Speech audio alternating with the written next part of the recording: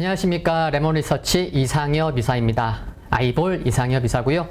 오늘 찐시황 잘 오셨습니다. 많은 자료 준비했고 아침에 오늘 개장방송 때도 말씀을 드렸죠. 개장방송 때 말씀드리지 못한 것들도 오늘 다 말씀을 드리도록 하겠고요. 아침에 개장방송 할 때만 해도 참 이 정도로 빠질지는 몰랐는데 참 시장이 만만치 않구나.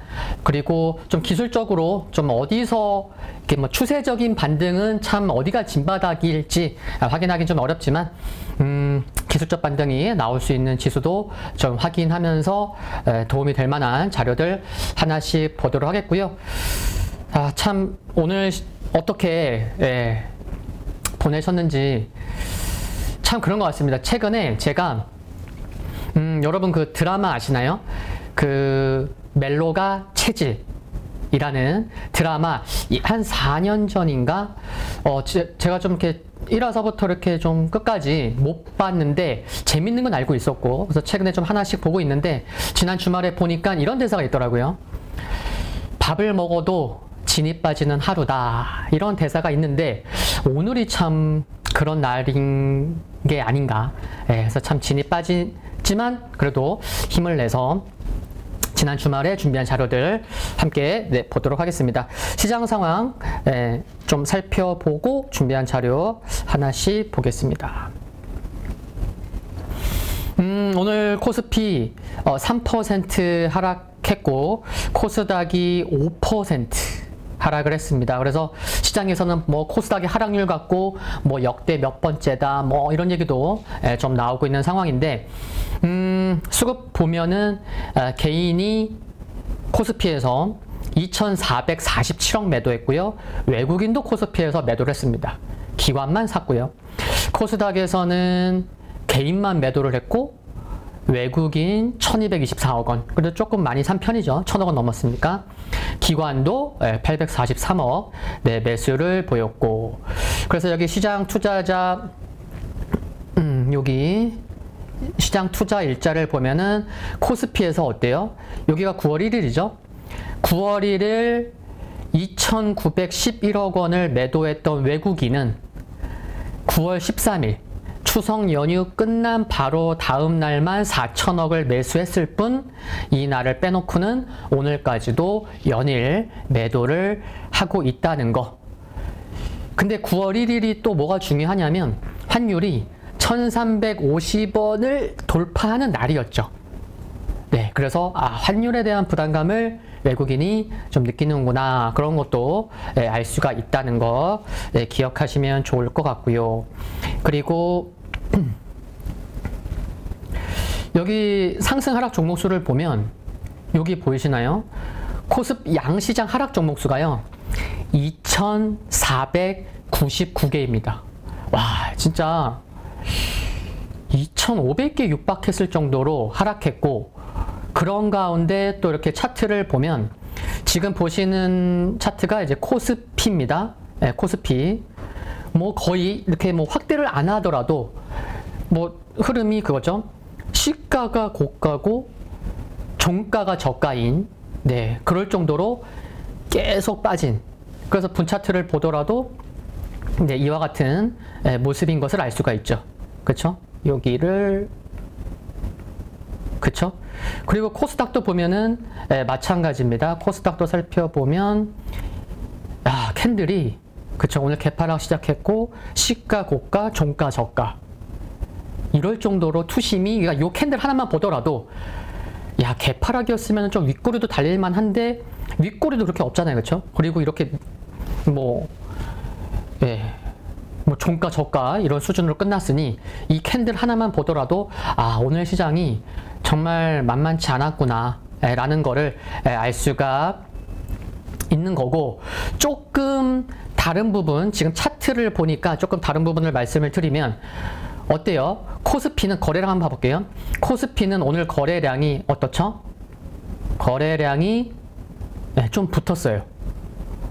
이제 조금 선절매 물량이 나오는 거구나. 그렇게 생각할 수도 있죠. 좀 그동안의 거래량과는 좀 다른 거래량이 터졌으니까요. 근데 코스닥을 보면 어때요? 거래량이 조금 전에 살펴봤었던 코스피와 달라요. 거래가 안 터졌어요. 그러니까 코스피보다 더 많이 하락한 코스닥이라면 거래량이 좀 많이 터져야 되는 거 아니에요? 그쵸? 이렇게 급락했는데.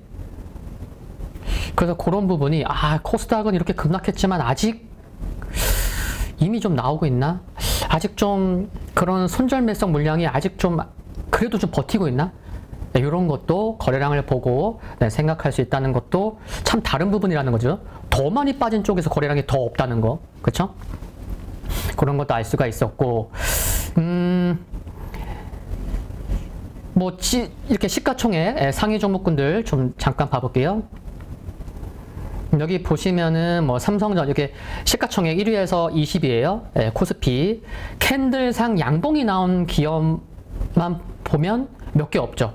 그죠? 캔들상 삼성전자가 양봉이고 SK하이닉스 양봉, 셀트리온 양봉, 종가를 떠나서 한국전력이 양봉, 플러스로 끝났죠. 그래서 지금 시가총액 1위에서 20위까지 코스피에서 양봉으로 끝난 종목이 4개. 요런 것도 좀 알 수가 있고, 코스닥에서는 2개밖에 없습니다. 그렇죠? 3개. 셀트리온 헬스케어 양봉, 카카오 게임즈 양봉, 위메이드 양봉.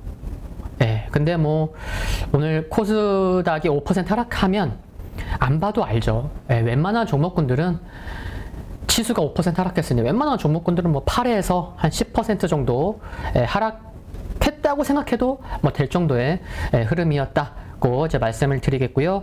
이제 바로 이제 준비한 종목 자료들 하나씩 보도록 하겠습니다. 그래서 제가 이렇게 좀 힘이 나는 게 뭐냐면, 자생으로 힘이 납니다. 자생이 아니네, 결국에는. 오늘 이제 어디 이제 방송을 하고 왔는데, 또 이제 제가 출연했다고 해서 이제 뭐 슈퍼챗을 다른 곳에서 이렇게 쏴주신 분도 계셨어요. 그래서, 그거를 보고 나서 굉장히 힘이 나더라고요. 또 이렇게 시장도 안 좋았고. 근데 다른 곳에서 방송하는데 또 슈퍼챗을 또 쏴주신 분이 계셔서, 참, 진짜 감사하다. 매 순간 감사하다. 그런 생각을 갖습니다. 이제 첫 번째 자료입니다. 여기 제가 이제 뭐라고 저는 이보다 빠를 수 없다. 지금 이제 뭐 차트를 뭐 살짝만 보셔도 아시겠죠, 그쵸? 2022년 지금 미국의 기준금리가 몇이죠? 3% 조금 넘었죠. 그러니까 3.25%인데 이 상승 각도를 보세요. 금리 인상 속도인데 기울기만 보면은 상승 각도를 알 수 있잖아요. 뭐 94년, 95년, 99년, 뭐 2004년, 87, 89년, 2015년 이때보다 기울기가 너무 가파르게 올리고 있다. 속도가 너무 빠르다. 미국은 그렇다 쳐요. 그런데 미국 이렇게 금리 올리면은 이제 다른 나라들도 금리 많이 올렸잖아요. 따라서 뭐 지난주만 해도 뭐 10개 이상의 국가에서 금리를 따라 올렸으니 마이너스였던 스위스랑 덴마크조차도 마이너스 금리였었다가 이번에 금리 올려서 플러스가 됐거든요. 근데 이제 일본만 지금 마이너스죠. 지난주에 동결했죠. 그래서 참 미국 아닌 다른 나라가 금리를 이렇게 올리면 참 정말 힘들 텐데 잘 버텨줘야 될 텐데 그런 고민도 좀 하게 되는 것 같고요. 속도가 좀 너무 빠르다. 이것도 하나 말씀드리면은 굉장히 오래전 얘기가 아니에요. 3개월 전에 6월 FOMC에서 2023년 말에 기준금리가 얼마 될 거냐고 봤냐면 3.75였죠. 근데 3개월 지난주에 FOMC에서 내년 말 금리를 4.6을 제시했죠. 그래서 3.75랑 4.6 큰 차이 나진 않지만 금리 속도가 뭐 연말에 그냥 4.4까지 간다고 하니 너무 빠른 거 아니야. 그래서 이제 정말 유명한 학자들도 전문가들도 이제 FOMC가 좀 정책에서 좀 실수하는 거 아니냐? 이런 얘기도 지금 벌써 나오고 있는 거죠. 좀 연준이 그러면 시장에서 그렇게 신뢰를 많이 줬냐? 그런 것도 아니잖아요. 왜냐면은 작년에도 인플레이션 일시적일 거다라고 했지만 그때부터 시작된 거였거든요. 거기서 실수했죠, 그렇죠? 예. 그래서 이번에도 지금 연준에서 조금 좀 실수하는 거 아니야? 이런 얘기가 나올 수 있는 거죠. 물가가 이제 완화되고 있잖아요. 그렇죠? 예, 예상만큼은 아니더라도 완화되고 있는데 그 물가가 완화되고 있는 그 속도를 FOMC에서는 좀 너무 과소평가하고 있는 거 아닌가. 그래서 이 부분도 정말 모르죠. 또 나중에 뭐 연준이 뭐 이런저런 뭐 말이 좀 바뀔 수 있을지 모르겠지만 그런 것도 좀 저 역시나 생각을 하고 있어서 함께 공유하고 싶어서 말씀을 드렸고요. 요거는 이제 뭐 보신 분도 계시겠고요. 페덱스랑 최근에 경기 침체 관련돼서 주가 좀 급락했었는데 SK 하이닉스 한 20년 흐름을 보면은 비슷하다. 근데 페덱스 항공 화물에서 뭐가 많죠? IT 제품이 또 비행기로도 많이 좀 실어 나르잖아요. 그러니까 페덱스 주가랑 하이닉스 주가가 비슷할 수 있구나. 이런 것도 알 수가 있는 거고. 최근에 이제 요거는 이제 노란색이 원화입니다. 빨강색이 엔화고. 근데 둘 다 이렇게 가치가 하락하고 있죠. 그래서 일본 같은 경우는 지난주죠. 9월 22일 날 정부와 일본 중앙은행에서 엔화 개입을 했잖아요. 그쵸? 무려 약 24년 만에. 그쵸? 그래서 달러 매도, 엔화 매수. 그러니까 24년 만에 그 외환에 개입했을 정도로 지금 시기가 굉장히 참 어려운 구간이다. 그런 상황도 알 수가 있는 것 같고요. 아침에 말씀드린 부분이지만 이게 정말 큰 영향이 없을지 모르더라도 알고는 계시면 좋을 것 같아서 말씀을 드린 거죠. 9월 30일 날 한국의 세계 국채지수 관찰 대상국의 등재 여부가 발표될 전망인데 등재되는 것만으로도 좀 외환, 환율과 관련돼서 좀 투심이 지금이 너무 안 좋다고 하면 조금 개선될 수 있지 않을까? 이렇게도 볼 수 있는 일정이기 때문에 말씀을 드린 거예요. 그래서 뭐 금융연구원은 이렇게 실질적으로 등재가 되고 실질적으로 편입이 되는 거는 내년 9월 이겠지만 등재되는 것만으로도 투심 개선 한번 보자라는 거고. 그래서 여기가 이제 되면은 이제 외국인의 자금이 금융연구원에서는 5, 60조 원 이제 국내로 들어올 수 있다고 하고 또 특정 증권사는 뭐 한 70에서 많게는 뭐 한 97조 원까지도 들어올 수 있기 때문에 환율의 안정에 도움이 될 거다. 이런 전망을 하고 있고 관련된 또 회의를 이번 주에 금투협인가 여기 여의도에서 또 해요. 이것과 관련돼서 영향이 뭐 어떤 게 있을지 얼마나 좋을지. 그래서 이번 주에 이런 여부 발표를 앞두고 관련된 회의도 있다는 거 또 알고 계시면 좋겠고요. 요거는 경기 선행지수입니다. 요것도 이제 말씀드리려고 하는데 이거를 왜 요 자료 이후에 제가 가지고 왔냐면 환율과 관련해서 좀 말씀을 드리려고 해요. 여기 보시면은 파랑색이 한국이고 이 빨강색이 뭐죠? OECD입니다. 그래서 지금 보시면 이 파랑색 한국은요 경기 선행 지수가 여기가 6월이에요. 그래서 6월부터 해서 지금 계속 하락하고 있습니다. 1년 넘었어요. 그렇죠? 지금 9월이잖아요. 그렇죠? 그리고 OECD 경기 선행 지수도 최근에 하락하고 있는데 무엇을 말씀드리고자 하냐면 과거에 2008년 금융위기 그래서 조금 이제 지수가 좀 반등을 보이기 시작한 그건 이제 2009년인데 2009년에도 그렇고 2016년 18년에도 보면 환율이 이제 좀 하락으로 돌아서는구나. 원화 가치가 좀 올라가는구나. 달러가 떨어지는구나. 라고 뭔가 좀 확인이 되는 됐던 게 이거였습니다. OECD 글로벌 경기 선행 지수가 상승으로 전환되면서 환율도 좀 안정을 찾았다는 거. 그래서 이 지표를 앞으로 뭐 계속해서 이렇게 또 중요한 타이밍에는 좀 말씀을 드리려고 하고, 그래서 지금은 계속 하락하고 있다. 그래서 이 하락하고 있는 게 하락 속도가 좀 완만해지고 그러면은 그때부터라도 조금 뭔가 좀 환율에서는 좀 분위기 전환할 수 있는 게 아닐까, 그런 생각도 충분히 해볼 수 있잖아요. 그래서 뭐 개인적으로 보시는 분들조차도 OECD 경기 선행 지수 좀 뭐 찾아보시거나, 뭐 저도 보여드리겠지만 이 부분이 환율 안정에 중요하다는 거 기억해 두시면 좋을 것 같습니다. 그리고 요거는 이제 국제금융센터 내에 이제 자본시장 카테고리 내에 있는 자료죠. 그래서 제가 지난 8월 29일 찐시황 자료에서 보여드렸던 내용인데, 그래서 제가 그때 그런 말씀 드렸죠.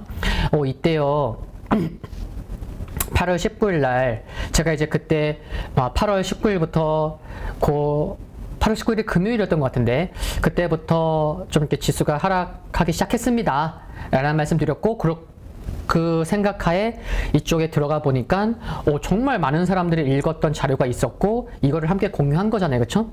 그래서 제가 이제 앞으로 국제금융센터 내에서 중요한 자료가 나오면 함께 공유할게요. 그래서 이제 오늘 찐시황에서 또 함께 보고자 하는 자료가 또 한 개가 있어서 좀 말씀을 드릴까 합니다. 그래서 이제 지난달에는 찐시황 때 조회수가 많고 양적 긴축 9월부터 시작되는데 중요하다. 그래서 이런 말씀 드렸죠. 9월부터 양적 긴축 속도가 가속화된다. 국채시장 및 자금시장의 급작스러운 불안을 초래할 수 있는 잠재적 리스크 요인이 있음에 유의하자 라는 자료가 이미 한 달 전에 있었다는 거. 그래서 이번 이제 제가 보여드릴 자료는 지난주 금요일 날 국제금융센터 내에서 이와 같은 자료가 있었습니다. 금요일 날. 그래서 이 자료를 보여드리려고 하는 거예요. 그래서 국제금융 인사이트 제목의 자료에 뭐가 있었냐면 30페이지가 넘었던 것 같은데 하나씩 이제 본 거죠. 그 중에서 그림 16번 자료를 말씀드리려고 하는 거죠. 이거 한번 볼까요? 뭐냐면 무려 여기 보시면 1953년 이후에 미국 실질 주택 가격 상승, 하락 사이클을 비교한 자료입니다. 그래서 여기 보시면 제가 여기 밑에 또 검은색으로 쳐놨죠? 1998년도부터 지금까지 여기를 좀 보려고 하는 거예요. 그러면 어때요? 1998년 전후부터 2007년 그 수준까지 미국 실질 주택 가격이 얼마 상승했어요? 1번. 73.2% 상승했습니다.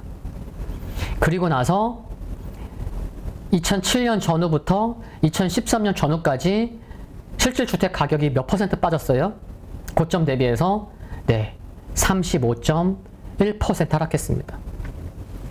그런데 또 2013년 전부터 해서 최근까지 실질 주택 가격 상승이 몇 퍼센트 상승했다고요?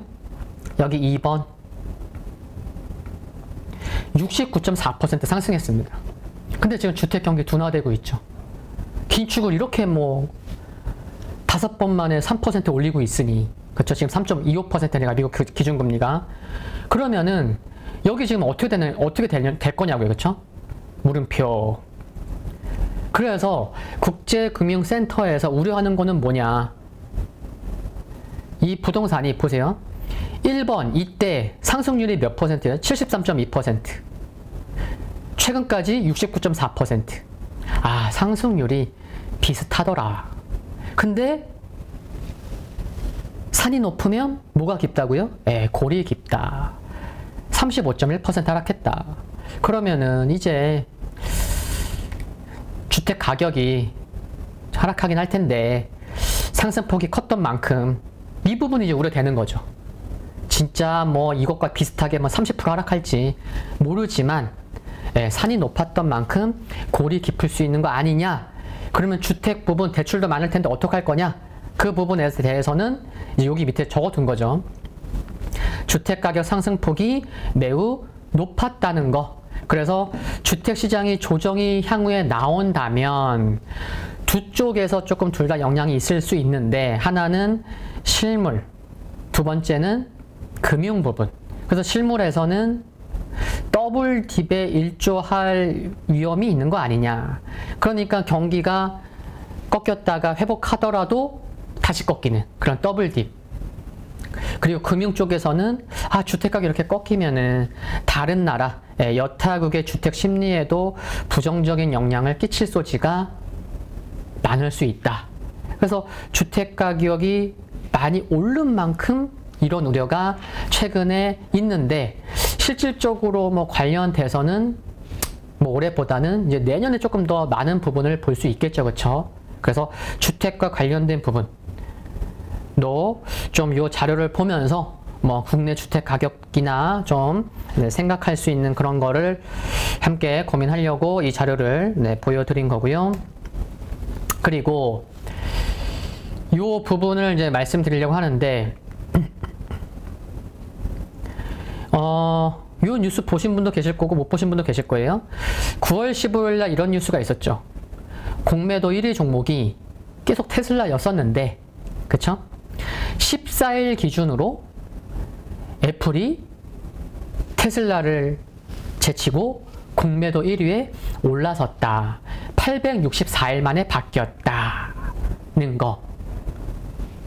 이게 그냥 지나칠 수도 있지만, 이렇게 말씀드릴 수 있는 게 뭐냐면, 제가 뭐라고 적어놨죠? 왜 하필 9월 14일 날 1위가 됐을까?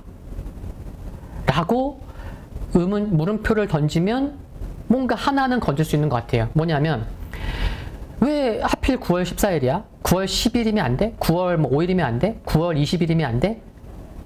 왜 864일 만에 바뀌었는데 왜 14일이야? 이런 관점에서 본 걸 생각한 거죠. 그러면은 그 전날 9월 13일이 뭐였죠? 이때부터 뭔가 좀 부담이 되기 시작했었습니다. 9월 13일은 뭐였냐면 미국의 8월 CPI가 발표됐었던 날이라는 거죠. 그리고 나서 하루 만에 애플이 공매도 1위가 됐다? 이렇게 생각할 수 있는 것 같습니다. 8월 CPI 오픈해 보니 뭐야, 예상치보다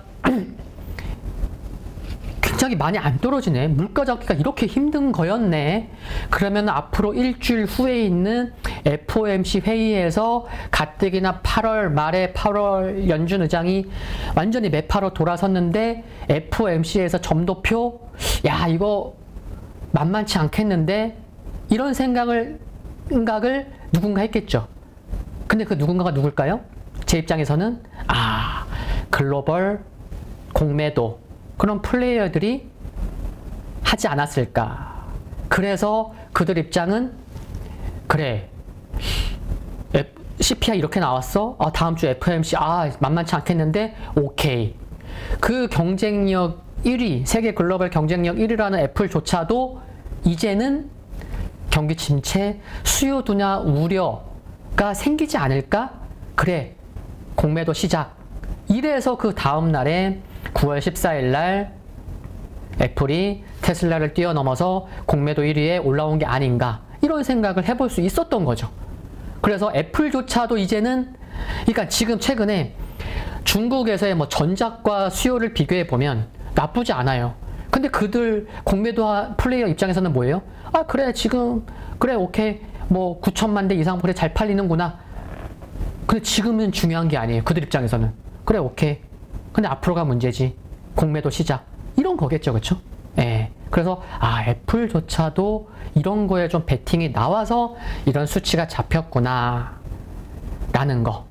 그래서 뭐 단순히 말씀드려도 근래 글로벌 시가총액 1위인 애플이 바닥을 잡는 게 중요하지, 빨리 바닥 잡고 좀 기술적 반등이라도 어닝 시즌에 나오면 좋겠지, 이렇게 그냥 쉽게 말씀드릴 수 있겠지만, 지난 9월 14일 날 공매도 1위에 올라선 거를 이렇게 좀 풀이할 수도 있다는 것도 참고하시면 좋겠어서 말씀을 드리는 거고요. 그리고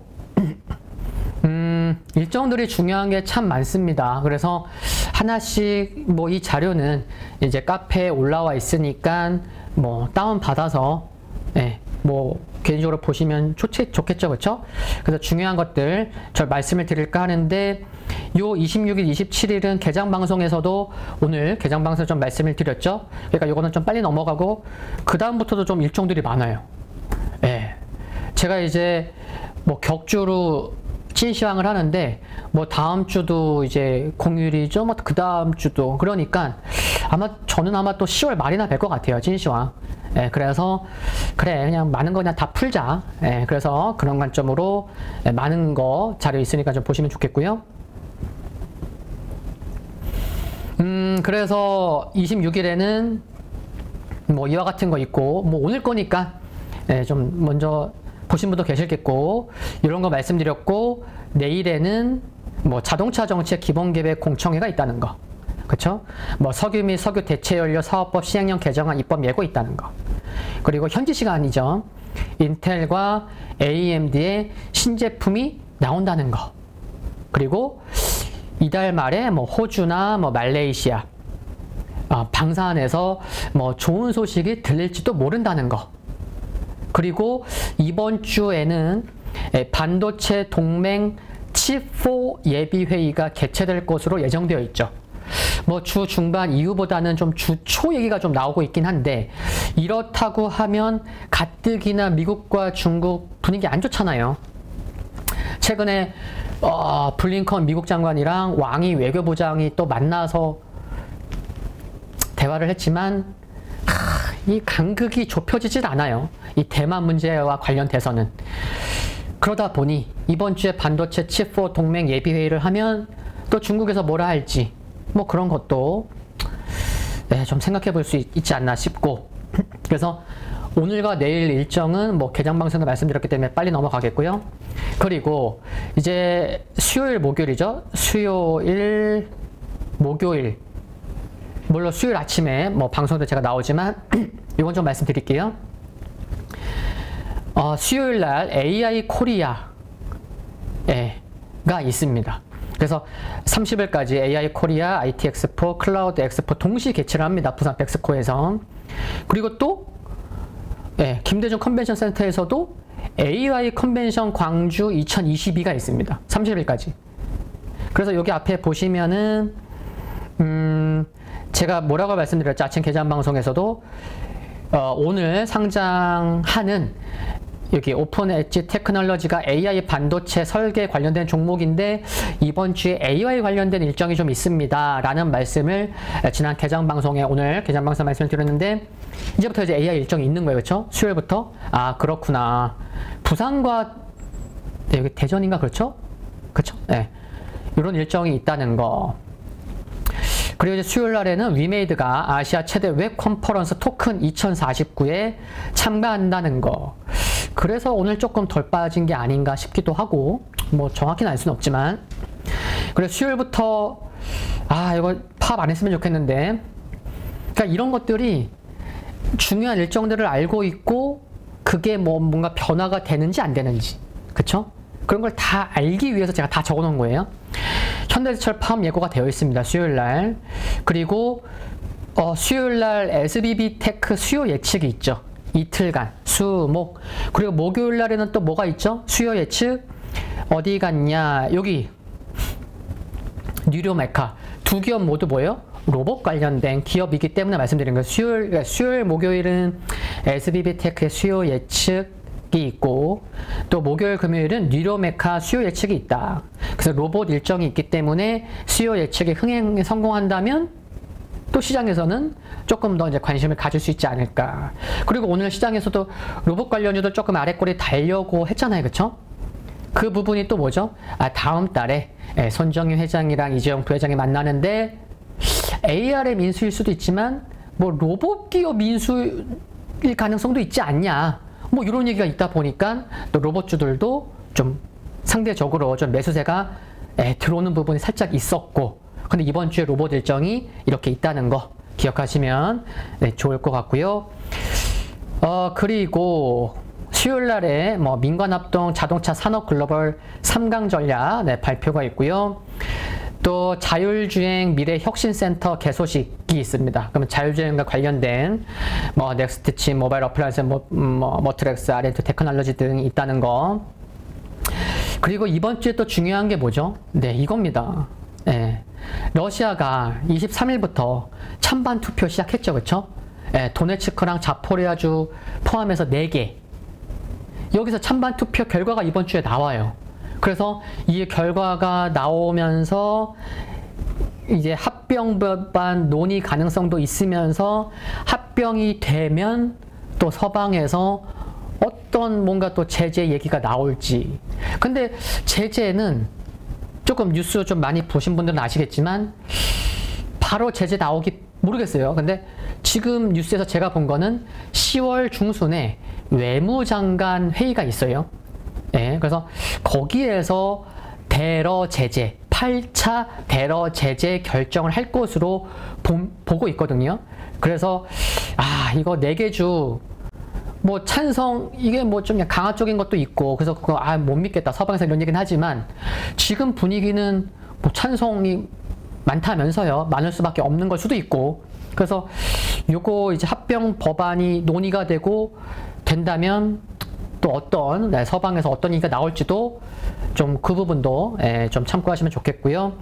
그래서 수요일 날에 현지 시간으로 이제 마이크론이 실적 발표합니다. 지난 주말에는 마이크론이 덜 빠졌었죠, 그렇죠? 그래서 여기에서 좀 이런 좀 긍정적인 걸 찾아야 되나 이런 생각을 가지기도 했는데 일단 중요합니다. 삼성전자의 3분기 잠정 실적 발표는 다음 주 금요일이죠. 10월 7일 금요일. 이게 하나하나 말씀드리면 이제 끝도 없는데 하여튼 삼성전자 실적 발표도 너무 중요하다는 거. 왜냐면은 지난 7월 7일에 삼성전자가 실적 발표 좀 우려된 부분도 있었는데 상대적으로 선방했기 때문에 삼성전자가 3% 상승하고 그날 밤에 필라델피아 반도체 지수가 무려 4% 상승하면서 뭔가 지수가 기술적 반등이지만 상승할 수 있는 그런 원동력이 됐거든요. 근데 이번에도 삼성전자가 3% 상승할지 아니면은 상승을 할지 하락을 할지, 하락을 하더라도 아래 꼬리는 달릴지, 그 부분이 굉장히 중요한 것 같습니다. 그거에 따라서 많이 글로벌 투자자들이 삼성전자의 잠정 실적 발표 눈키고 보고 있을 거거든요. 그래서 10월 7일 날 발표하는 것도 굉장히 중요할 텐데 상승이냐 하락이냐 아래 꼬리 다냐 등등 참 중요하겠다는 거. 그리고 29일에는 뭐 이런 거는 그리고 원전 수출 전략 회의가 있다는 거. 네, 원전 오랜만에 일정이 좀 나왔네요. 그리고 일본에서 갤럭시 Z 폴드 4 플립 4 공식 출시가 된다는 거. 그러면은 시장만 좋다고 하면 또 스마트폰 관련주들 볼 수 있을 텐데 참 지금은 참 쉽지 않죠. 예. 그래도 일정은 알고 있으면 좋겠죠, 그렇죠? 그리고 여기 범부처 기술 스케일업 1차 TF 개최, 여기 스케일업 관련돼서 또 일정이 있어요. 여기 보시면은 30일 날 스케일업이 어디 갔냐? 스케일업, 여기 스케일업 있죠? 그래서 스케일업이 인공지능, 반도체, AI 반도체 그쪽으로 이번 주는 좀 보시면 될 것 같아요. 스케일업이 그쪽으로 관련돼서 이번 주는 좀 그렇게 보면 되겠구나. 예, 그런 거 말씀드릴 수 있겠고요. 그리고 29일 날 보도가 되는 부분이 여기 프로세싱 인 메모리 PIM 인공지능 반도체 사업단 출범식 개최인데 요게 이제 또 반도체 설계 쪽과 관련된 거죠. 그래서 영창 케미칼, 텔레칩스 등이 관련될 수 있다는 거. 네, 참고하시면 좋겠고. 그리고 2분기 GDP가 이제 확정이 돼요. 29일 날. 근데 이제 속보치가 있고 최근에 조금 이제 높아졌잖아요. 그래서 2분기 GDP 확정치가 마이너스 0.6 이상으로 올라오냐, 0.6 이하로 떨어지냐, 이것도 관전 포인트가 될 수 있겠다 싶고, 포르쉐 독일 상장하죠. 29일 날 현지 시간으로 이것도 보시면 좋겠고, 30일만 해도 이게 정말 많은 거죠, 일정이. 지금 봐볼게요. 네, 여기서 보면은 P2 소위 게임 사행성 재판이 결심 공판이 열립니다. 물론 내년 1월 선고긴 한데, 그래서 참 이게 재판부도 조금 이제 첫 판례를 남기는 만큼 부담 느끼고 있겠지만, 일단 30일 날 이런 이슈가 있다는 거. 네. 좀 관심 있게 보셔야 될 것 같고, 많은 분들이 이미 알고 계신 듯, 네, 테슬라 AI 데이가 있다는 거. 그쵸? 뭐 자율주행과 로봇. 그리고 또 이제 팹리스 파운드리 상생 협의회 개최가 있습니다.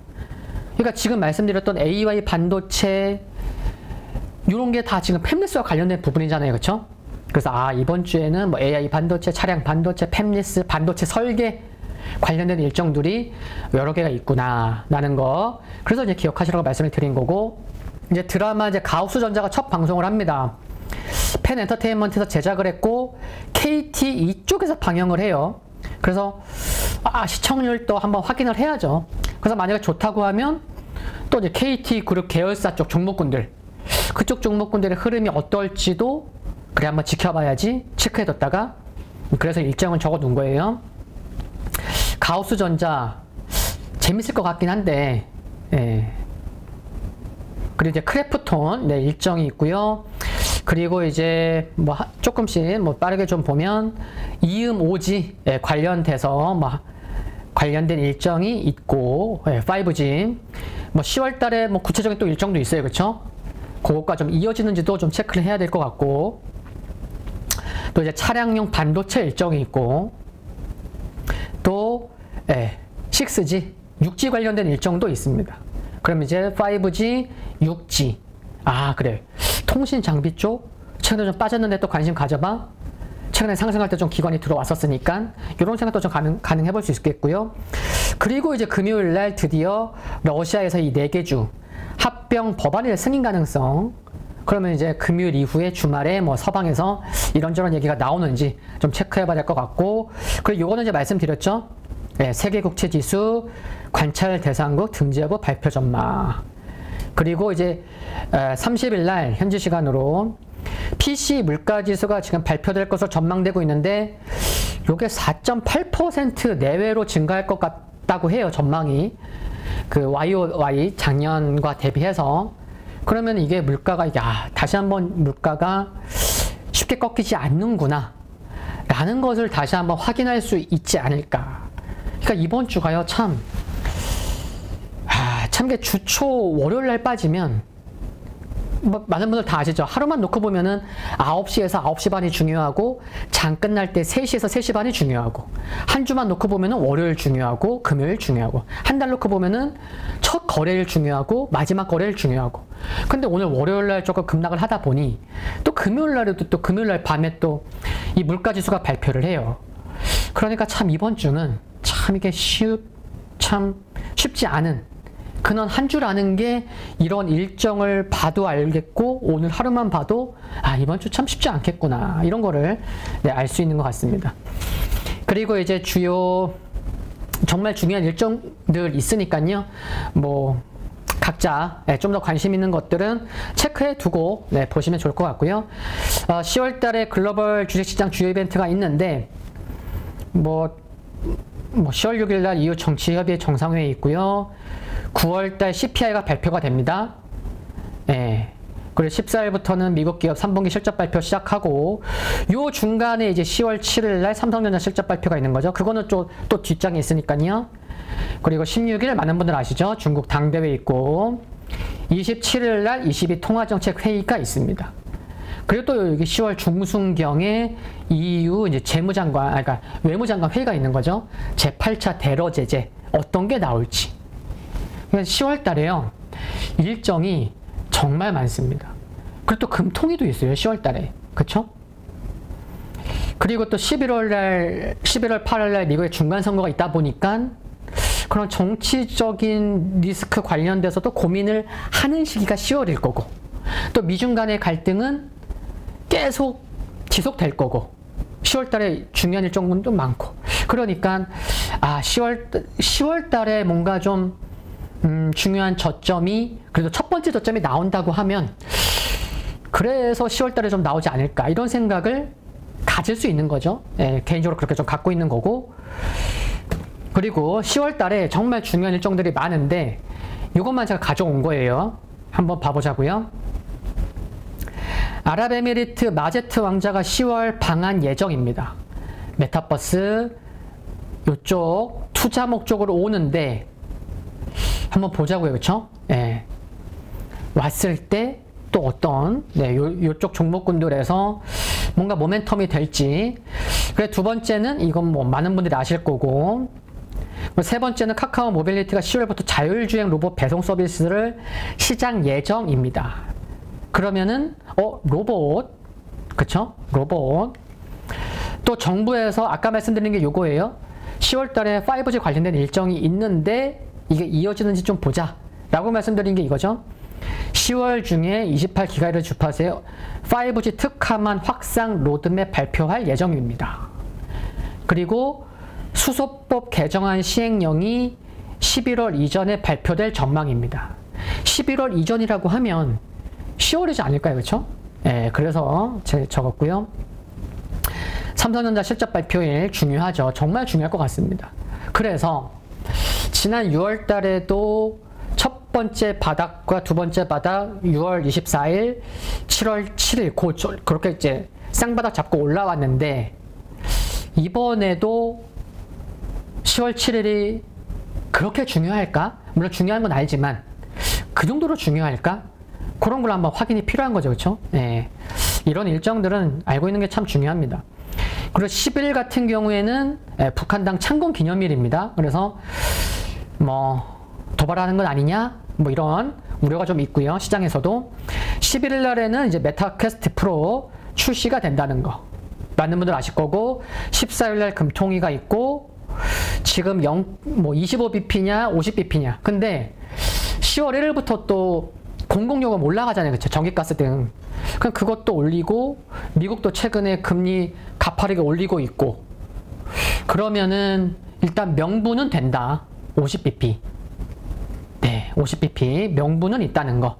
그리고 10월 중순에 EU 재무장관 회의가 있는데 8차 대략 제재의 결정을 여기서 나올 수 있다는 거 말씀을 드리겠고, 이제 종목을 제가 뽑은 종목 좀 말씀드리려고 하는데, 여기 앞서서도 뭐 10월이 조금 중요한 일정들도 많아서 변동성이 좀 왔다 갔다 하면서 좀 중요한 바닥이 일단 1차로는 나오지 않을까라는 말씀을 드렸는데, 시장에서의 좀 바닥 얘기를 하면 신용을 빼놓고 얘기할 수는 없는 것 같습니다. 예. 또 신용이야? 이럴 수도 있지만 뭐 아침에는 진짜 시간이 없어서 자세히 말씀을 드릴 수도 없습니다. 근데 조금 그 부분을 좀 말씀을 드릴게요. 지수 신용일자를 딱 보면 봐볼게요. 여기죠. 지난 6월 24일 날 요 날이었어요. 6월 24일 날 여기 보세요. 5.03% 코스닥이 상승했습니다. 근데 6월 24일 날 아침에 9시 개장 전 동시호가가 몇 퍼센트 출발 숫자가 보였다고요? 마이너스 11%. 근데 그날이 바닥이었어요. 무려 5% 상승했고. 그러면 이때의 신용잔고는 이틀 후에 할 수 있죠? 그러니까 이거예요. 1819억. 그러면 여기 보시면 그래, 오케이. 정말 아침에 동시호가에서 두 자릿수의 하락률이 나올 때 6월 24일이 단기 바닥이었구나. 그러면 이번에도 조금 수급적인 부분에서는 이게 지수와, 그러니까 6월 달의 지수와 신용잔고, 지금의 지수와 신용잔고를 보면요, 지수는 전저점을 깼는데 신용잔고는 6월 달 대비해서 많습니다. 솔직히 말씀드리면 많은 게 아니고요, 좀 많습니다. 그래서 이때 보면은 바닥을 잡기 전에 신용잔고가 고점 대비해서 출회가 된 게 1조 원이 넘게 빠지고 바닥을 잡았어요. 코스닥에서만. 그리고 코스피에서도 그렇다는 거죠. 그래서 지금 보면은 코스피의 신용잔고가 9조 9천억, 한 10조 잡고, 코스닥의 신용잔고가 8조 8천억, 한 9조 잡고. 그럼 지금 아직도라는 표현이 맞는 것 같습니다. 신용잔고가 아직도 19조 원입니다. 지수 저점 깨졌는데. 그래서 이 신용잔고가 조금 많이 줄어들어야 될 것 같다. 네. 그래서 참 6월달에 그랬으니까 이번에도 그래야 되는 거 아니야? 누가 알겠어요. 그렇죠? 그렇게 갈 수도 있고 안 갈 수도 있고. 근데 6월달에 신용잔고가 많이 출회되면서 바닥을 잡았을 때와 비교해보면 신용잔고가 앞으로 한 2조 원 정도는 빠져야 되지 않을까. 이런 생각도 해볼 수 있다는 거. 네. 그래서 참 이게 투자 심리랑 관련된 부분이거든요. 그래서 신용 잔고를 보면서는 투자자들의 심리를 알 수 있어요. 난 도저히 못 버티겠다. 이런 물량들이 나오는 거잖아요. 그래서 그거를 체크할 수 있는 게 신용 잔고이기 때문에 어쩔 수 없는 것 같다. 그래서 확인이 꼭 필요하다라는 말씀 드리겠고, 투자 심리와 관련돼서 또 한 가지를 말씀드리면, 시장의 바닥이 어딜까 이런 고민을 해볼 수가 있는데, 기술적 반등은 이렇게도 생각해 볼 수는 있는 것 같아요. 한번 봐볼게요. 이게 지금 코스닥인데, 코스닥이 이때 1월 달에 이렇게 고점 대비해서 하락했을 때, 이때 몇 퍼센트 하락했냐면은 19.8% 하락했습니다. 그리고 6월 달에 여기 고점 대비해서 이렇게 하락할 때 보면 몇 퍼센트 하락했냐면은 20.7% 하락했습니다. 굉장히 비슷하죠? 19.8, 20.7. 그러면 이번에 최근 고점이 여기에요. 여기 고점 대비해서 하락하면 1월달, 6월달 19.8, 20.7. 그래. 그럼 이번에 20% 하락한다고 치면 얼마가 나오냐면 660에서 한 670이 나옵니다. 아, 그렇구나.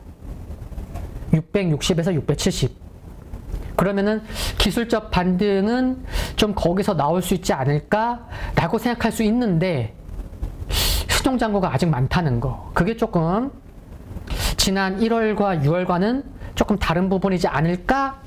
이렇게 유연하게 생각을 해야 되겠죠. 그렇죠? 그래서 같은 하락률로 빠지면은 660에서 670. 네, 기억하시고요. 그러면 하락률만 보면은 코스닥은 얼마 안 남은 거예요, 사실. 근데 이제 신용잔고에 따라서 그거는 조금 이제 결판 나겠죠. 그렇죠? 그리고 그렇게 따진다고 하면은 코스피를 보면 목이 약간 쉬어가고 있습니다. 1월 달에 고점 대비해서 요때간 몇 퍼센트 하락했냐고 하면 14.3% 하락했습니다. 6월 달에 보면은 요때 고점 대비해서 하락한 거 보면은 14.3% 하락했어요. 조금씩 다를 수는 있어요. 조금은. 그건 유연하게 생각해 주시고요. 그러면은 이번에 고점이 한 2,540몇이 되잖아요, 여기. 그럼 여기서부터 하락 비슷하게 한다고 하면 1월과 6월처럼 14.3, 14든 15든 그러면은 하락이 좀 멈출 수 있는 지수는 몇이냐면 여기가 2170에서 한 2180면 나옵니다. 그래서 과연 그렇게 이번에도 그 정도에서 하락이 좀 멈추고 반등을 나올지 아닐지 한번 살펴봐야 되겠죠. 그렇죠? 그래서 지수는 그 정도는 나올 수 있다는 거. 기술적 반등이에요. 추세적 상승은 아니고. 그래서 그거 참고하시면 좋겠다라는 말씀을 좀 드리고 싶고요. 그리고 이제 종목을 이제 말씀을 드리겠습니다. 요거를 보면은 눈에 띄는 종목도 있으실 수 있고요. 이게 총 12개 종목인 것 같아요. 여기 보면요. 코스피에서는 LG엔솔, 삼성 SDI, 오늘 종가가 10% 빠졌건 그런 거 상관없이 일단, 그동안에 좀 수급으로 살펴보니 이런 종목이 나왔다는 거예요. 그쵸? 오늘 종가까지 계산해서, 그러면 오늘 종가까지 보고 수급 보면은, 사실상, 진짜 오늘 웬만한 종목군들 8%, 10% 이상 하락했기 때문에 참 찾기는 어렵죠. 그래도 좀 찾다 보니 이런 종목이 나왔고 바로 사기보다는 이쪽 종목군들로 해서 수급 계속해서 좀 참고하시면 좋겠다라고 생각을 하고, 그래도 뭐 차트 좀 이렇게 봐볼게요.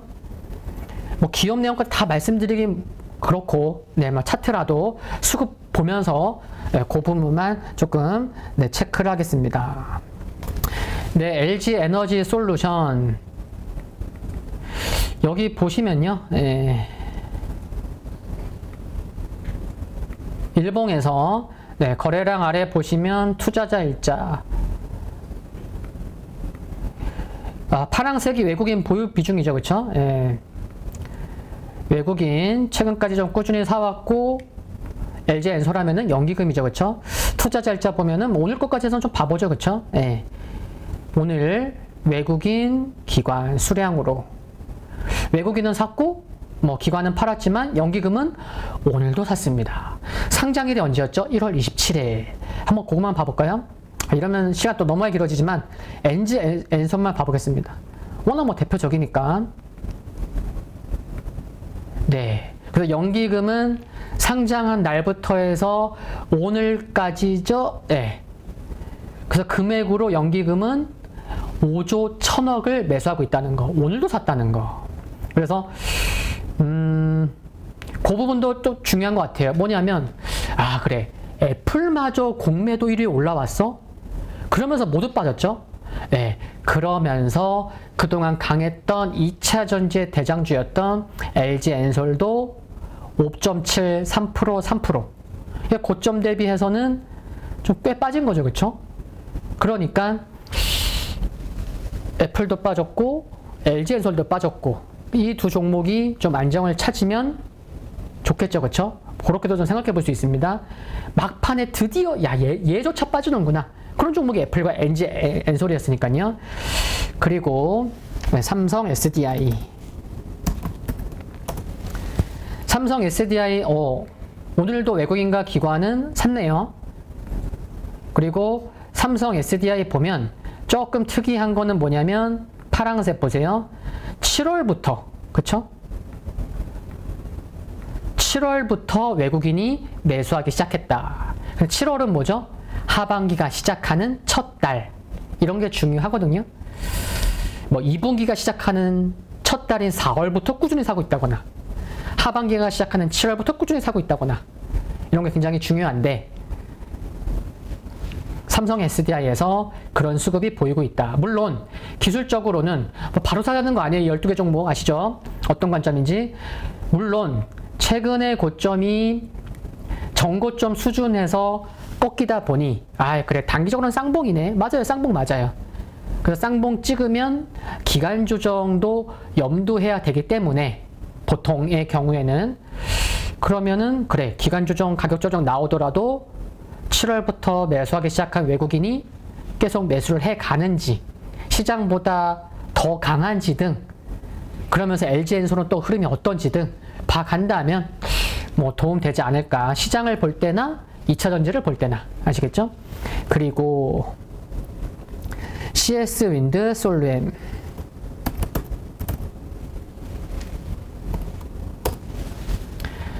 생각보다 오늘 많이 안 빠졌네요. CS 윈드 보면은 거래량 아래 보시면 빨강색, 기관이 최근에 좀 사죠.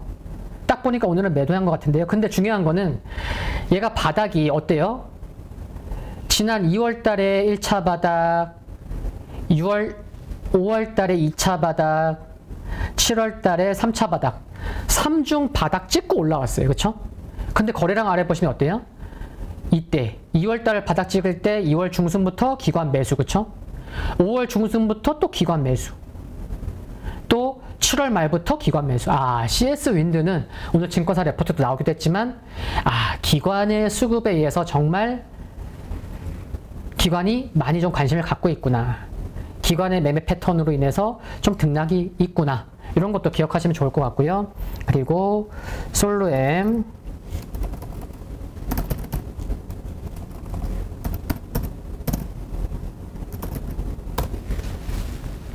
네, 7.5% 하락했는데 거래량 아래를 보시면은 어때요? 특히 빨강색 기관 어때요? 작년 8월부터 사고 계속 우상향입니다. 외국인도. 솔레미 회사가 좋은 회사죠. 시가총액이 1조가 넘어요. 지금 이와 같은 시장에서도. 물론 오늘은 하락했지만. 그래서 여기 기업 정보를 보시면 네, 여기를 보시면 어떻죠? 올해 상반기에 영업이익 350억. 그쵸? 작년에 6월 2분기 영업이익 어땠죠? 36억. 올해 2분기 영업이익 얼마예요? 200억. 매출 거의 2배.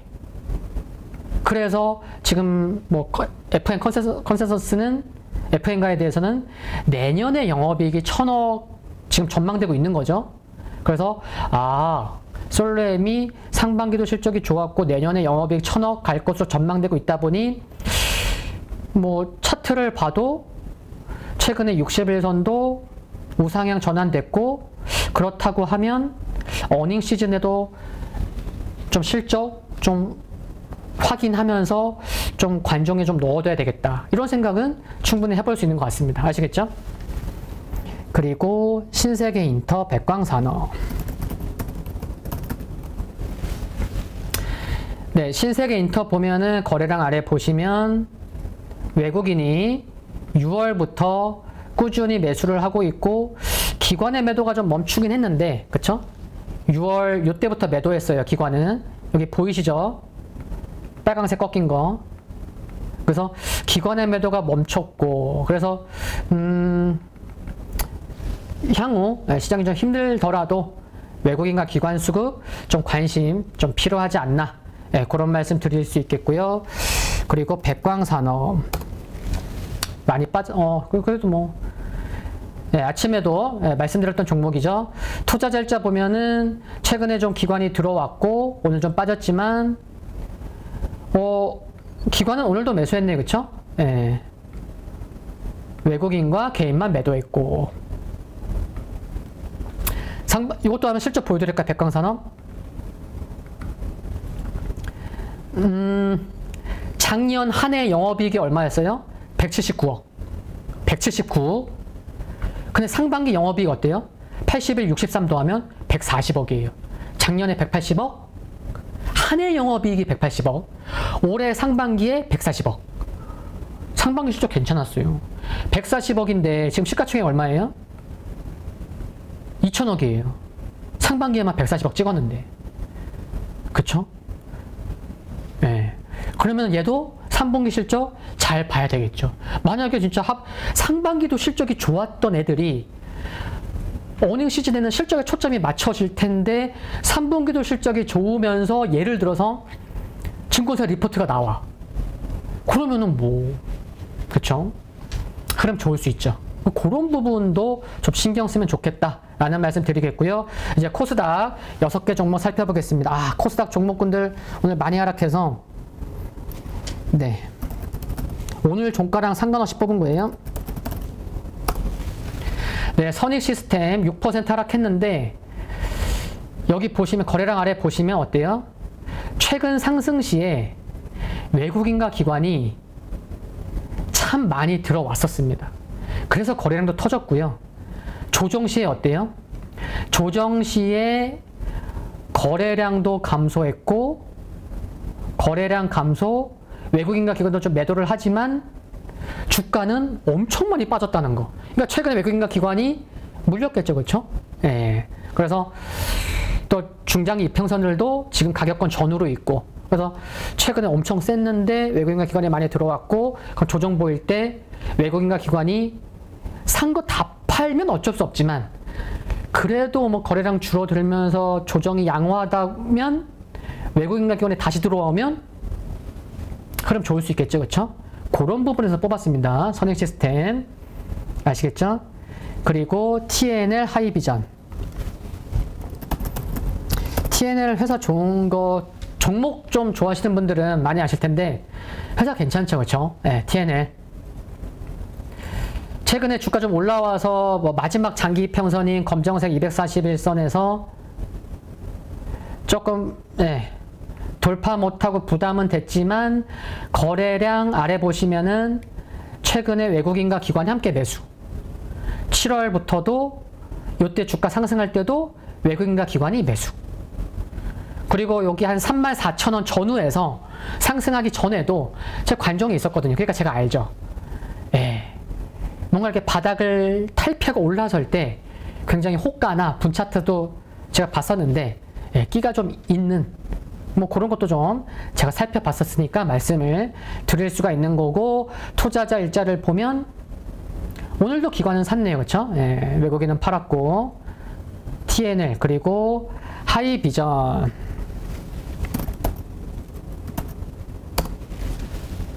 3%.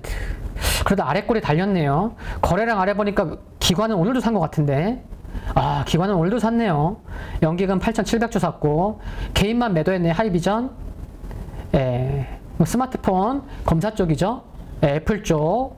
그래서 생각보다는 괜찮다. 근데 최근에 중장기 이평선 요선 조정을 받긴 했지만 기관의 수급에 초점을 맞출 필요가 있겠고, 실적을 잠깐 살펴보면 기업 정보 어디 갔어?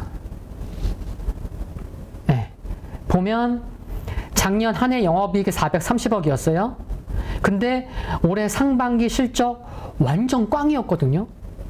근데 주가는 좀 올라와요. 기관이 계속 사네요. 그러면 뭔가 3분기부터 작년만큼, 작년보다 어쩌면 더 뭔가 좀 기대감이 있기 때문에 3분기 실적은 생각 안 하고 기관에 들어오는 거 아닐까? 그런 생각 해볼 수 있죠. 그렇죠? 역시나 하이비전도 3분기 어닝 시즌에서 실적 어떻게 발표되는지 중요하겠다. 살펴볼 종목군들 중에 하나가 되겠다. 라는 말씀 드릴 수가 있겠고, 이제 세 종목 남았습니다. 엔캠.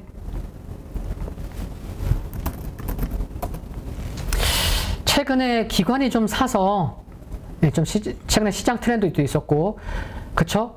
빨강색. 기관이 사면서, 최근에 좀 올라옵니다. 역시나 장기 이평선 돌파 못다. 시장 영향도 있겠죠. 근데 조정이 나오는데 기관이 계속 사나갈지. 시가총액 작지 않습니다. 오늘 종가 기준으로 1조 876억. 투자자일지 보면은 오늘도 기관은 샀네요.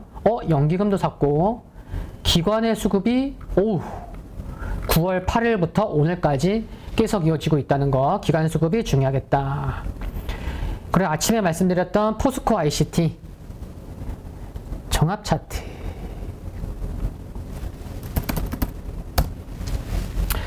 포스코 ICT 보면은 오늘도 샀나봐요. 그쵸? 네, 오늘도 기관이 15만 주 사고 있습니다. 그래서 9월 19일부터 꾸준히 사고 있고, 지난주 금요일날 21만 주 샀고, 아침에 개장 때도 말씀드렸지만 회사가 스마트 팩토리 쪽으로도 신성장 동력으로 삼으려고 노력 중이다. 포스코 ICT 보시면 좋겠고, 이제 마지막 종목은 켄코. 개코가 아닙니다. 켄코. 6.8% 하락했는데 오늘도 기관이 샀나봐요. 기관이 오늘도 샀네요. 5일째 기관이 사고 있고, 그래서 최근에 이때 상승할 때 보면 지난 8월 중순에 기관이 많이 샀습니다. 주가가 그냥 상승하기 전까지 빠졌었거든요. 근데 기관이 팔아요? 아니에요. 조금 살짝 팔았다가 또 사고 있습니다. 그럼 최근에 많이 샀던 기관은 물려 있겠죠. 그래서 그런 차원으로 보시면 좋겠다라는 말씀을 드리고 싶습니다. 요게 지금 이제 많은 분들 아시죠?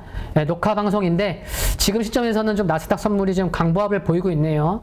한 0.8%, 0.9%까지 하락하다가 지금 나스닥 선물 좀 플러스 되려고 하는데, 참 이번 주 많은 분들 여는 총재들의 연설도 있고, 또 아까도 말씀드렸듯이 금요일 날에는 PCE 물가지수 발표될 텐데, 시장에 좋게는 좀 아니지 않나, 그런 것도 있어서 이번 주 조금 주초부터 힘든데 힘내시면 좋을 것 같고요. 정말 여기도 적었지만 건강이 최고입니다. 예, 뭐니 해도 뭐 아팠을 때 돈이 있어야 병원에 가지 이런 얘기 하시는 분도 계신데 그래도 건강이 최고라는 말씀 드리고 싶고, 그래서 좀 찐시황은 이제 10월 달에 뵐 것 같고요. 아마 10월 말이 될 것 같아요. 그래도 그 전에도 계속해서 이제 월요일 개장 방송, 수요일 이제 7시 방송에 나오니까 좋은 자료 가지고 여러분들한테 조금이라도 도움 되시는 자료 많이 준비하도록 하겠습니다. 오늘 수고하셨고요. 항상 감사합니다. 이만 마치겠습니다. 수고하셨습니다. 약 4억을 투자해서 한 1억 정도 수익이 나고 주식 선물로 해서 한 1억 정도 수익이 난 계좌입니다. 그래서 저 20년 노하우를 벤치마킹 하는 것이 고수익하는 길이라 저는 생각하고 있습니다. 네, 이번에 8.15 캠퍼스에서 정말 특별한 교육 프로그램을 준비했습니다. 많은 분들이 고민하시죠. 어디에서 사야 되는지, 그리고 얼마에 팔아야 되는지, 이것을 몰라서 참 많은 돈을 잃는 경우들이 있습니다. 그리고 좋다고 생각해서 샀는데 결국 그 자리가 물리는 경우도 있고요. 그래서 우리 영상에서도 여러 번 소개해드렸던 공매도의 고수시죠. 물론 공매도뿐만이 아니라 일반 매수와 관련된 투자자로서도 상당한 수익을 얻고 계시는 분인데요. 그래서 이번에 김용옥 저자님과 함께 우리 많은 개인 투자자들이 실력을 높이고 어떤 시장 환경에서도 돈을 벌 수 있는 전천후 투자자가 될 수 있는 그러한 기회를 준비했습니다. 안녕하세요, 대표님. 네, 안녕하세요. 잠깐 말씀드렸지만 시장이 상승을 하든 그 다음에 하락을 하든 어느 쪽으로든 돈을 벌 수 있는 기술, 기법이라는 거. 네, 이거가 상당히 우리 개인 투자자들에게는 매력적인 포인트가 아닐까 생각이 돼서 이번에 정말 삼고초려해서 모셨는데요. 최근에 성적이 어떠신지 여쭤봐도 될까요? 저는 전업 투자자이기 때문에 그냥 월 단위로 손실 난 달이 거의 없다시피 합니다. 그래서 꾸준하게 수익을 내고 있습니다. 최근에 제가 공매도에 대해서 주간 동화하고 대담을 했는데 거기에 그 계좌 인증을 하라 해서 제가 계좌 인증을 한 계좌가 2개가 있습니다. 그것을 자료로 첨부하겠습니다. 자, 이게 계좌 보면 하나는 CFD 계좌 약 4억을 투자해서 한 1억 정도 수익이 나고 주식 선물로 해서 한 1억 정도 수익이 난 계좌입니다. 아, 네. 그럼 2월 달에만 2억 정도의 수익을 올리셨다. 예, 대표적으로 이제 공매도 자리를 잘 잡으면은 그렇게 수익이 난다는 것을 제가 보여준 거죠. 그래서 정말 시장이 떨어지거나 혹은 상승하거나 양쪽에서 이제 돈을 벌 수 있는 그런 기법을 가지고 계시기 때문에 상당히 특별하다. 저도 그렇게 생각이 되는데요. 공매도와 일반적인 우리 주식 투자 이 양쪽을 다 같이 하는 투자를 하고 계시는 건가요? 지금 현재도? 예, 저는 지금 매수와 매도, 공매도를 다 반반 정도 합니다. 손흥민 축구 선수가 축구를 잘하는 이유가 왼발, 오른발 사용하기 때문에 축구를 잘합니다. 제가 좀 주식의 차트를 잘 보는 이유도 공매도를 오래 했기 때문에 매도 자리가 정확하게 보입니다. 왜냐하면 저는 매도 포지션을 하기 때문에. 반대로 또 매수 자리도 잘 보입니다. 결국 공매도와 매수는 제가 다음에 기회가 되면 설명하겠지만은 밀접한 연관이 있습니다. 그래서 일반 투자자들도 쉽게 배우면은 성률이 한 90% 정도 나올 수 있도록 교육을 할 수 있습니다. 공매도를 활용해서 오히려 사야 되는 자리들을 알 수 있는 거잖아요. 네, 이러한 것과 관련된 기법들은 어떤 것들이 있나요? 간단하게 4가지 기법을 저도 실제 매매를 해서 이제 검증한 기법인데, 강남 나이트 기법이라고, 우리 땅은 강남이 최고 좋잖아요. 그렇죠. 차트상에서도 그런 강남 자리가 성률이 한 80%, 90% 오는 자리가 있고, 신고가 자리. 네. 또 하나는 급락에서 턴, 그 다음에 윗꼬리 거래 극강 기법이라고 4가지 기법을 통해서 매수로서는 충분히 개인들이 수익을 낼 수 있습니다. 또 공매도 자리는 2군데, 저점에서 공매도 자리, 고점에서 공매도 자리 2군데만 배우더라도 충분히 개인들도 적용해서 수익을 낼 수가 있습니다. 네. 네. 그런데 많은 분들이 또 오해하실 수 있는 게 공매도에 대해서는 워낙 이미지가 안 좋기 때문에, 그러니까 개인 투자자들이 희생을 그 외국인과 기관의 어떤 불공정한 공매도로 인해서 희생을 받는다라고 생각을 하는 피해의식을 가지고 있는 분들도 있거든요. 그러나 이 공매도에 대해서 명확하게 이해를 하고 있다면 공매도를 쳐서 돈을 버는 것도 가능하지만 공매도 치는 자리를 피할 수 있는 안목이 생길 수도 있는 거겠죠? 제가 이제 공매도를 안 하더라도 공매도 치는 자리를 알기만 하더라도 개인들이 매수를 실수 안 하기 때문에 계좌의 수익에 큰 도움이 됩니다. 네, 모든 주식 거래를 코스피 300, 그다음에 코스닥 200, 소위 우량주 중심으로만 한다라고 말씀하셨거든요. 거기에는 뭐 어떤 특별한 이유가 있을까요? 예, 제가 이제 20년 동안 전업 투자하면서 개별 종목, 이제 테마주와 잡주들을 매매하다 보니까 럭비공처럼 어떻게 튈지를 예측을 할 수가 없습니다. 그래서 운에 맡기는 매매를 많이 했다는 거죠. 네. 그래서 우리가 개인 투자자들이 그런 매매를 많이 해서 어떤 경우는 수익 났다가 손실 났다가 그 결과를 알 수가 없기 때문에 손실이 많이 납니다. 따라서 우량주 위주로 하다 보면은 예측이 가능합니다. 네. 이 차트상에서 상승 차트가 보이고 하락 차트가 보인다는 거죠. 그래서 코스피 300, 코스닥 200, 즉 500 종목 이내에서만 주로 매매를 하기도 하고 교본에 교육할 예정입니다. 수강생들이 등록을 하게 되면 VOD 강의를 들으면서 그 다음에 월 2회 우리 저자님과 실시간 소통을 하면서 배워나가게 되는데 그 기간 몇 개월 정도 배우면은 우리가 그래도 이 교육 과정을 마무리하게 될까요? 저랑 단기 교육을 받고 저 매매하는 거와 여러분들 매매했던 교육생들 같이 피드백을 받아야만 실력이 좋아지고 결과가 좋게 나온다 봅니다. 그래서 한 12개월 정도 교육을 마치면은 회원들의 한 90% 정도가 수익을 날 수 있도록 그런 교육생을 제가 만들고 싶습니다. 이 영상을 통해서 우리 8.15 캠퍼스에서 진행하는 김용옥 저자님의 투자 기법을 배우려고 관심을 가지신 분들, 이런 분들에게 마지막으로 한 말씀 하신다면 어떤 말씀이 있을까요? 자, 주식을 어렵게 배우려고 하지 마시고 고수의 기법을 벤처마킹 하는 것이 시간과 경제적으로 전략이 됩니다. 그래서 저 20년 노하우를 벤처마킹 하는 것이 고수에 가는 길이라 저는 생각하고 있습니다.